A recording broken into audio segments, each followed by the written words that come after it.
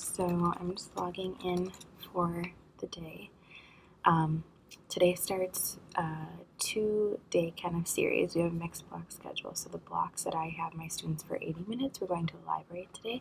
We're going to start Tapping the Power of Nonfiction unit for Lucy Calkins. So my students have been tasked to get some nonfiction chapter books. So we're going to take the bus there. It should only be like maximum a 10-minute bus ride, and then the librarians are going to walk them through the nonfiction part of the library, both in the children's and more adult. And then they'll have probably like 45 minutes to an hour to pick some books out and hopefully find something that they like or enjoy, or at least are interested in enough that they can read it for a couple of weeks. So our last unit went really well. We started with a deep study of character, and we'll just kind of see how things go from there. I'll try and get a couple clips, otherwise I'll check in maybe at lunch too and just prepare for that. My morning group was going to go tomorrow. My 2 afternoon groups are going to go this afternoon. All right, so lunchtime. This morning went really well. I have a literacy class, and those students, it's the first day of the new quarter, so we just got organized, incorporated some type of study skills in that class as well, and cleaned all their lockers, making sure they have a clean slate ready for the new quarter. And then with my language arts class, because of the mixed block scheduling, my morning class is the only class that's not going to the library today. They're going to go tomorrow. And we took some time again to just really get organized, because one of the things that I've noticed is with the reading notebook, sometimes they can be all over the place if they're not really organized and know where the next page is, or maybe where some more important things were that they want to come back to. One thing that my students have trouble with is dating, because I'm checking those notebooks almost every single day, the reader's notebook to accompany the Lucy Calkins reading units of study. So it's important that they're organized in a way that they can keep track of when they completed the notebook assignments if they get behind for any reason. So we took some time today for them to map out their table of contents in the first couple of pages of the notebook, make sure all their pages were numbered in their notebook, and that they're caught up with whether or not those pages have content on them or not. So then tomorrow, we'll do that with the afternoon classes that are going to the library today. That way I won't be behind in either one of my classes, depending on whether or not they went to the library. That just shouldn't matter.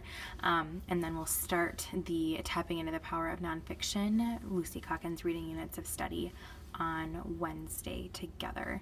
So when we head to the library, we've paired up with our local public library. They're going to give our students a little tour of the nonfiction section that is in their library, what kind of encompasses nonfiction. We'll talk to them before we get off the bus as well, but then they'll have about an hour in the library, which is going to be really awesome. I'm super excited to really just look and explore and find that nonfiction isn't just science topics. There's a lot more to it, and hopefully they find something that they're interested in, so we can use the books and their reading to really empower them as learners.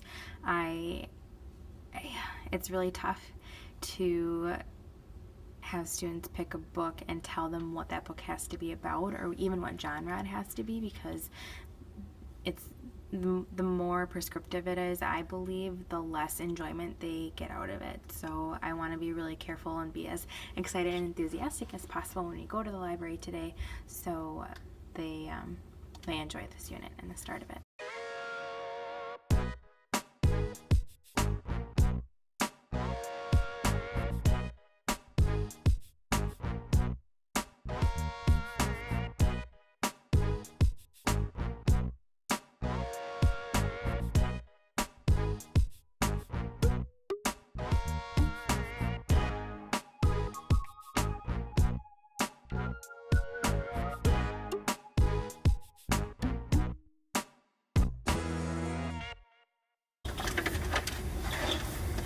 Okay, so in preparing for these units, the sessions, I like to just tab them here so I have the number of session.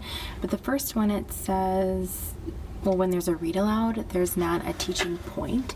So where I try to get my like I can statement or student learning objective statement for that class period is where it says in this session,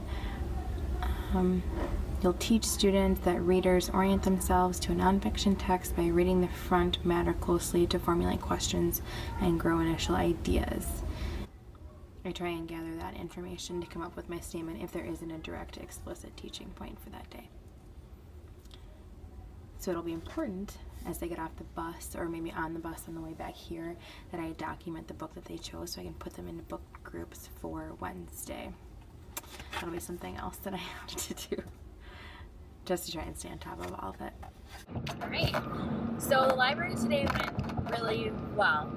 My kids did a really nice job looking through the nonfiction section and picking out books that they genuinely would be interested in reading. And the best part even about that is that most of them picked out more than one book that they wanted to read, that they had one for class, and then when they were done with that one, or in addition to that one, they had one at home that they wanted to read, which was really cool. So I would highly recommend bringing your classes to the public library and doing some type of partnership with them if you can. They were so good about getting kids library cards that didn't have them, or looking up their account if they didn't have their card with them. Like, not a problem at all. It was really nice. Taking directions. I'm on my way right now to pick up some pictures that I had printed out. We're doing the Box of Joy donations, and my kids wanted to put a picture of our homeroom into the boxes. So I'm going to go pick those up. We can put them in the boxes tomorrow morning. So I'll check in with you later. All right, so it's Tuesday. I'm now all done with my field trips to the local library. And as you can see in the back, I have students kind of piled up books. So what I did was I had them leave them here once they got back.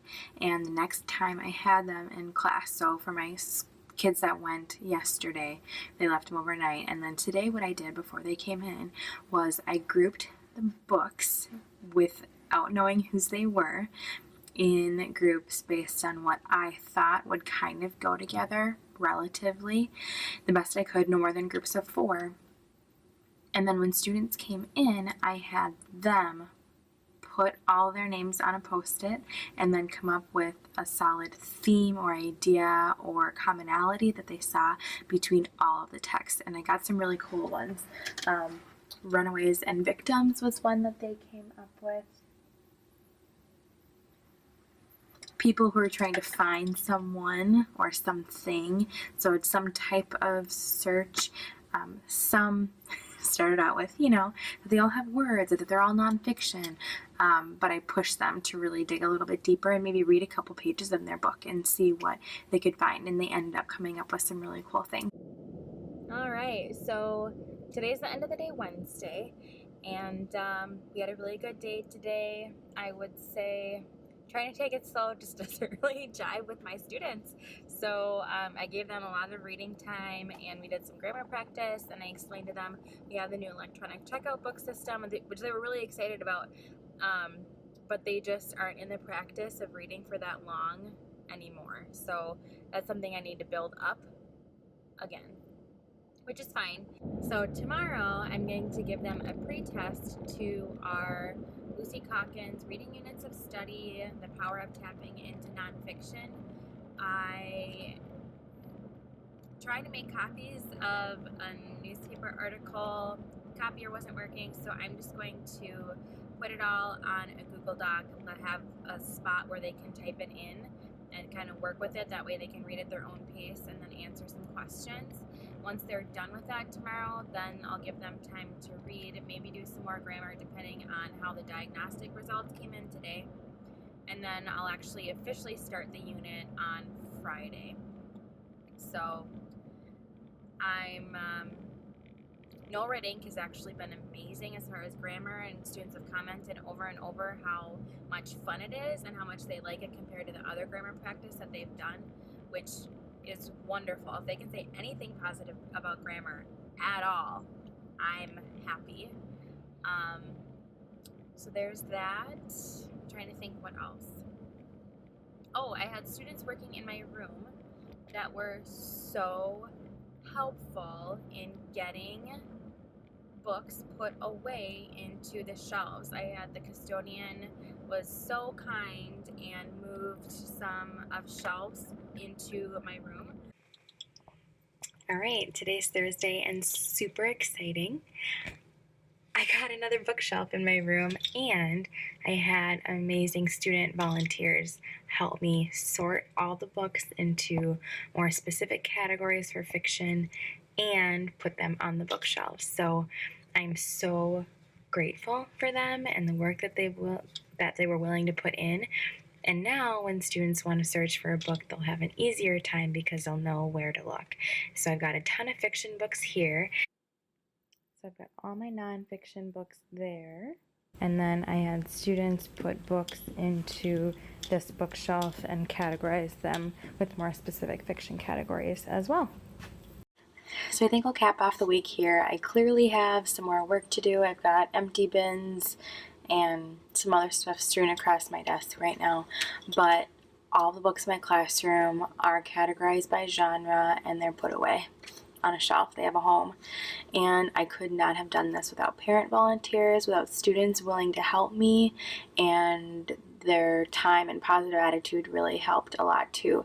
There's absolutely no way I could have done this without as much help as I had, because I have over 700 books in my classroom right now, and I know that because of the Libib app that we used and the help that I received. So I'm very grateful, and this is just, portion of what I'm doing in my classroom to help students become better readers, is having that meaty classroom library that gives them a lot of options to read, in addition to all the writing stuff and discipline issues and math and everything else that comes along with the teaching profession.